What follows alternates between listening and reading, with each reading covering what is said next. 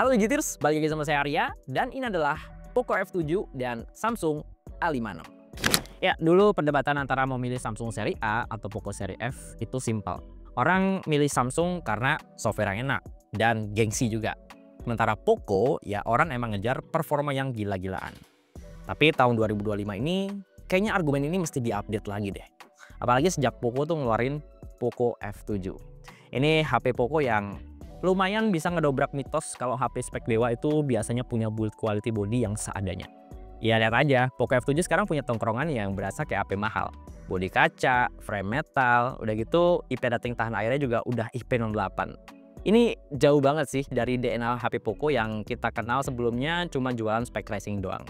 Nah sementara Samsung A56 mungkin kesannya masih gini-gini aja ya, nggak banyak berubah bentuk, masih pakai Exynos pula. Yang kata orang-orang ya panas lah, dipakai buat main game berat kurang lah.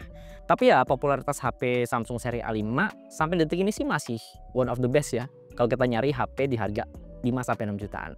Kayaknya agak kurang afdol gitu kalau HP Samsung seri A5 ini tuh belum dimendang-mendingin sama brand lain di harga sekelasnya gitu. Dan ada beberapa faktor sih kenapa Samsung ini cukup favorit ya.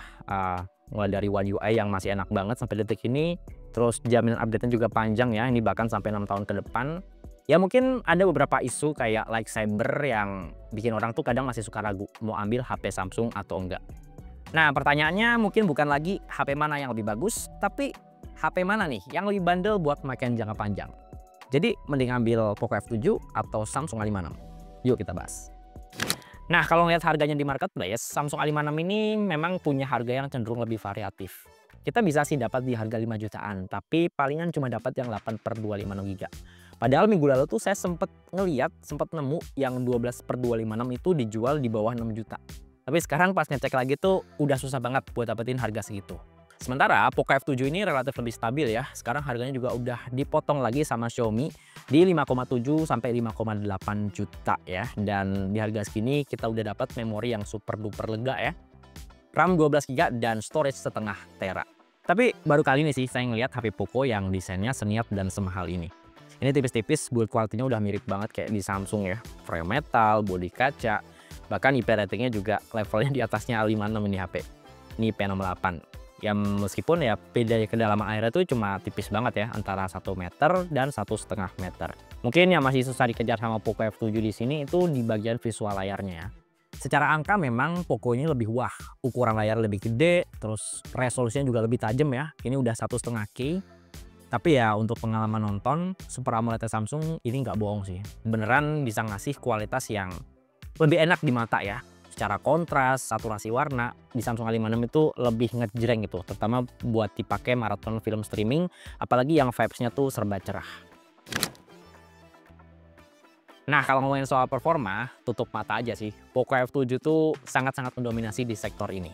Ya emang gapnya tuh jauh banget ya. Snapdragon 8S Gen 4 versus Exynos 1580 tuh kayak bumi sama langit ya. Apalagi kalau kita sandingin skor AnTuTu benchmarknya. Itu bedanya tuh bisa 2 kali lipat gitu, nyaris gitu. Poco udah hampir 2 juta, sementara Samsung aja tuh buat ngejar 1 juta tuh belum sanggup untuk skor AnTuTu-nya. Nah, Exynos 1580 di Samsung ini juga sebenarnya udah nggak badut-badut banget ya. Ini kerasa kok improvementnya di gaming kalau dibandingin sama Exynos yang dulu-dulu. Emang sih nggak selalu ngasih spek rata kanan, tapi ya seenggaknya kita masih bisa dapat settingan game yang nyaman. Kalau diadu sama Poco F7 jelas ya, kontras banget. Kayak PUBG Mobile aja Poco tuh bisa jauh lebih smooth di 120 fps. Terus respons layar Poco juga lebih sensitif. Ini touch sampling rate-nya tembus di 400 sampai 500 Hz. Dan angka segini tuh udah standar HP gaming banget lah. Terus di gas push rank Mobile Legends, Poco F7 ini juga relatif bisa ngejagain performanya. Ini kita bisa dapat 120 fps yang stabil, bahkan udah digas 2-3 match non-stop. Nah kalau di Samsung, ini masih oke sebenarnya di match yang awal. Tapi habis itu tuh udah mulai nurunin frame rate-nya ke 100-an fps kecil. Jadi ya di sini tuh Samsung emang nggak bisa konsisten di puncak terus untuk durasi game yang lebih panjang. Nah kalau membuat main game seberat Wuthering Waves, Samsung dari awal emang kekunci ya buat main di 30-40 fps untuk settingan yang paling maksimal. Ini agak jauh sih sama Poco F7 yang konsisten di 50-an fps ke atas. Di Poco sebenarnya ada ngedrop juga sekitar 45-50 fps, tapi ya nggak separah Samsung yang bisa turun tuh ke belasan fps gitu kalau lagi battle yang rusuh banget. Tapi saran saya sih demi tangan yang nyaman, mending mainnya pakai fan cooler atau kipas deh. Dan ini tuh kayaknya jadi kewajiban ya di 2 HP ini. Ya gimana, frame metal dan bodi kaca tuh emang kelihatan bikin HP-nya tuh jadi mewah banget. Tapi ya kalau buat main game ya lumayan bikin gak nyaman ya, apalagi kalau buat main game yang nutut grafis berat kayak Wuthering Waves.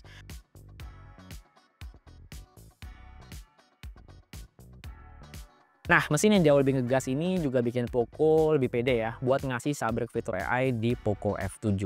Kita mulai dulu dari AI yang esensial kayak Object Eraser. Di sini AI-nya Poco tuh punya generative edit yang menurut saya sih performanya lebih pro ya daripada punya Samsung A56. Jadi AI-nya tuh nggak cuma sekedar ngehapus objek doang, tapi ya dia bener diedit lebih rapi. Bahkan kalau ada area yang bolong, itu bisa ditambal dengan area baru yang masih relevan dengan kondisi fotonya.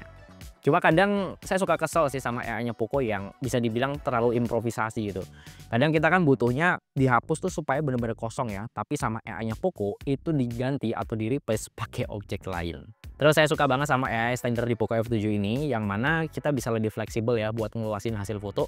Dan lagi-lagi ini fitur generative edit yang susah dikejar sih di Samsung A56. Ya, di luar fitur AI, kalau buat custom tampilan, jujur aja saya lebih nyaman dan lebih suka pakai UI-nya Samsung sih. Padahal nggak nyangka ya, dulu tuh MIUI-nya Xiaomi itu seringkali jadi kiblat buat modding-modding tampilan gitu. Di HyperOS sekarang tuh kayak nggak terlalu ditonjolin banget. Dan kalau ngomongin soal kustomisasi, personalisasi, kita emang nggak bisa lepas dari Good Lock-nya Samsung ya, sebuah aplikasi yang bener-bener cukup mind blowing yang bisa ngasih kustomisasi di home screen, lock screen dengan fleksibel banget gitu ya. Bahkan bisa ngasih fitur-fitur baru ya yang mana sebelumnya itu nggak ada di bawaannya. Ini tuh ibarat kita pakai custom ROM, tapi ini custom ROM-nya official dari Samsung. Nah, di level Poco F7 yang sekarang mungkin udah nggak relevan ya buat ngebahas iklan itu. Ya meskipun kadang dari kita tuh masih suka mikir ya, kalau HP Poco ya itu identik dengan HP yang banjir iklan gitu. Padahal kalau kita cek menunya F7 tuh saya nggak nemuin iklan sama sekali sih, mau itu di aplikasi Rema atau aplikasi bawaan yang lain. Cuma mungkin kalau dari segi keamanan, Poco ini belum ada di level yang sama dengan Samsung. Samsung jelas punya Knox Vault ya. Ini beneran ngasih layar keamanan yang super duper tebal, kita nggak bisa bebas install APK, dan sistemnya juga lumayan galak ya ketika ada aktivitas-aktivitas yang cukup aneh. Ya selama opsinya itu nggak dimatiin sama pengguna, Samsung ini lumayan bikin stres sih buat orang-orang yang pengen bobol HP ini. Oke, kalau buat konten kameranya gimana nih? Ya, dua-duanya sama-sama 50 megapiksel dan sama-sama pakai sensor Sony. Sensor Sony ketemu chipset Naga biasanya ngeri ya, tapi jangan lupain juga nih, optimasi Exynos di software kameranya Samsung. Ini warnanya tuh nggak kalah gurih. Dan pas ngelihat hasilnya, saya cukup mengamini itu sih. Karakter warna Samsung itu bener-bener mateng ya, tipenya tuh lebih ke yang pekat dan agak kental gitu warnanya. Ini sebenarnya agak melenceng sih dari warna aslinya, tapi ya foto versi Samsung itu jelas lebih cakep buat auto di-post ke media sosial tanpa edit sana-sini lagi. Gak cuma itu doang, detail sampai dynamic range-nya rata-rata Samsung ini cukup mendominasi ya. Jepretan Poco F7 sebenarnya nggak jelek juga sih, cuma emang karakter warna kayak gini tuh nggak semua orang suka. Terlalu natural gitu, tanpa polesan tambahan dari processing kameranya. Mungkin buat yang jago ngedit foto, hasil akhir kayak gini nggak terlalu masalah sih. Tinggal ceburin aja ke Lightroom atau Snapseed, kasih preset warna favorit, kelar. Kita bisa dapetin hasil foto yang kita mau. Nah, nggak cuma kamera utamanya aja, ultrawide Samsung juga bener-bener lega. Ini warnanya juga masih konsisten cakep ya, lebarnya dapet, tapi ya nggak sampai distorsi juga di pinggir-pinggirnya. Dan kamera ultrawide ini juga bukan sekedar kamera pelengkap ya kalau di Samsung. Ini resolusinya juga dapat yang proper di 12 megapiksel dan seenggaknya kita masih dapat detail yang lumayan. Poco ini tuh kayaknya agak mager ya buat ngawal performa kamera yang proper di Poco F7. Bahkan mode malam pun nggak ada di HP ini. Emang sih kalau kita pakai mode auto di kondisi yang gelap, kameranya tuh kayak masih loading gitu. Persis kayak lagi pakai mode malam. Tapi untuk foto yang cahayanya benar-benar kurang ya baru jalan mode ini. Kalau yang semi remang-remang dan dianggap masih ada cahaya yang cukup, kamera Poco ini cuma ngandelin mode auto yang lagi-lagi bakal digiles sama naik mode Samsung yang hasilnya lebih paripurna. Kalau kita ngeliat hasil foto malamnya Samsung, di sini tuh nggak cuma menang terang ya. Samsung juga matengin beberapa detail dan warna yang dianggap kurang. Ya tentu ada konsekuensinya. Kamera bakal butuh waktu beberapa detik sampai fotonya tuh bener-bener jadi di galeri.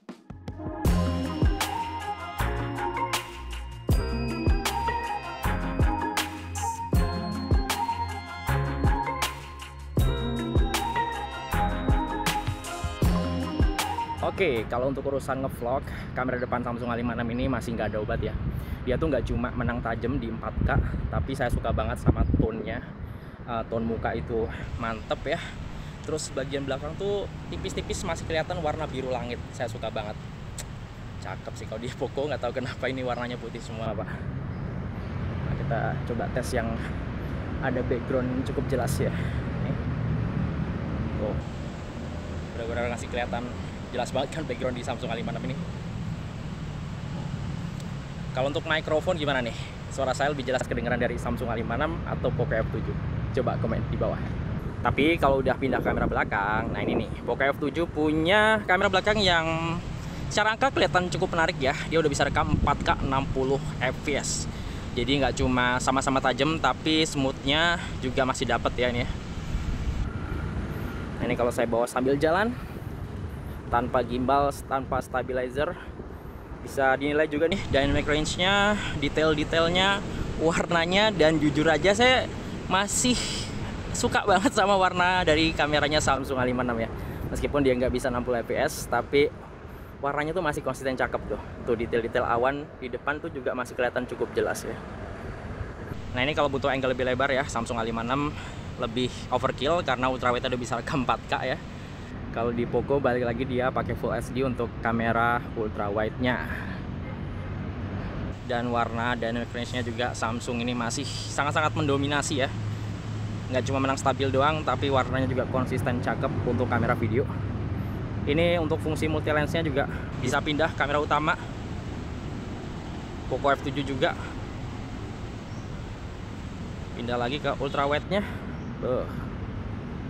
Dan Samsung punya privilege buat pindah sampai depan.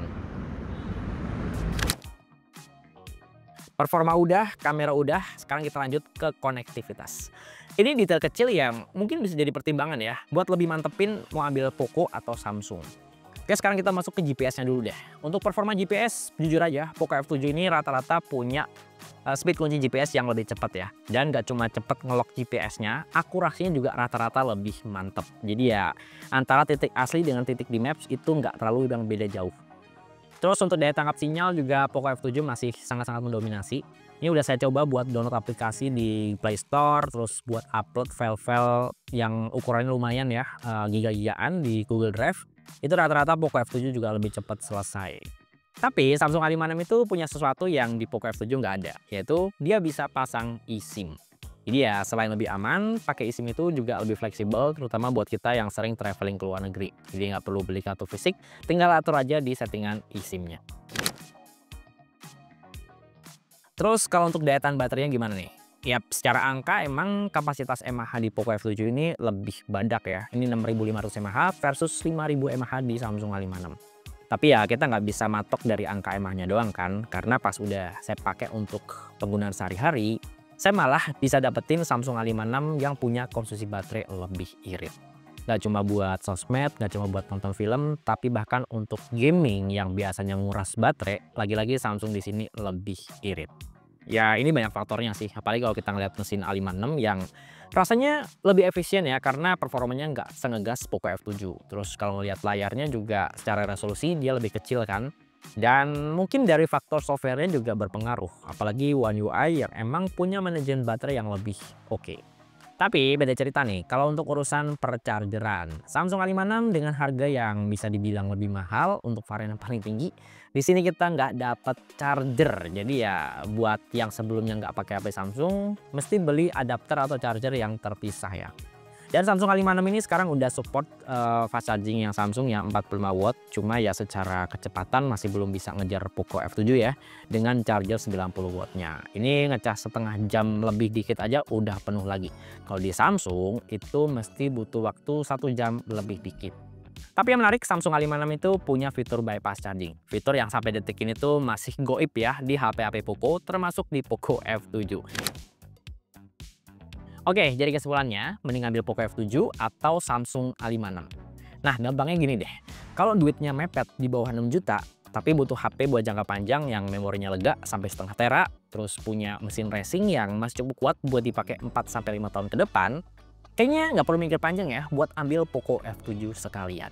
Dan HP-HP Poco sekarang juga udah glowing kok. Desainnya cakep, materialnya mewah, bonus tahan air pula. Ya paling kameranya aja sih yang butuh improvement lagi. Tapi nggak ngelirik Samsung A56 di harga segini juga agak susah sih, terutama buat kita-kita yang butuh kepastian. Yap, kepastian buat dapetin hasil foto dan video yang sama rata cakepnya, kepastian punya software yang enak dan bisa fleksibel di custom sana sini, terus kepastian dapat jaminan update yang panjang sampai 6 tahun ke depan, dan kepastian punya sistem keamanan yang lebih proper yang tentu lebih nyaman buat dipakai jangka panjang. Dan saran saya sih kalau emang mau nyari A56 buat jangka panjang, mending ambil yang varian paling tinggi sekalian ya, di 12/256 GB. Oke, terima kasih sudah nonton videonya sampai selesai, dan semoga video ini bisa ngasih referensi ya, terutama buat yang masih penasaran sama Poco F7 dan Samsung A56. Nah, untuk ngecek spek lengkap dan link pembelian kedua smartphone ini, seperti biasa, saya udah taruh linknya di kolom deskripsi di bawah video ini. Ya, di sini saya Arya, dan di belakang kamera ada Tama. Sampai ketemu di video berikutnya.